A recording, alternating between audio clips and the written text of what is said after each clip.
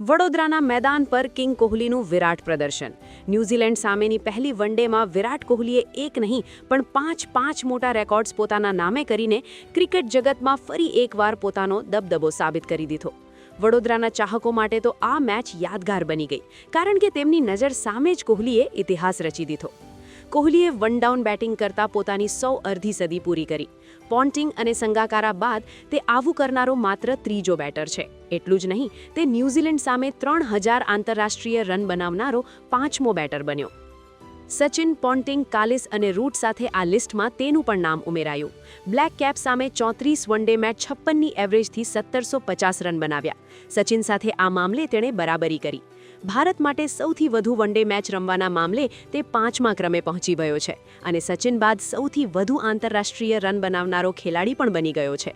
કોહલી સૌથી ઝડપી 28,000 રન પૂરા કરનારો ખેલાડી પણ બન્યો હતો. આમ વડોદરામાં ભલે તેણે સદી ન ફટકારી હોય, પરંતુ તેણે આ મેદાનમાં રેકોર્ડનો ઢગલો કરી દીધો હતો.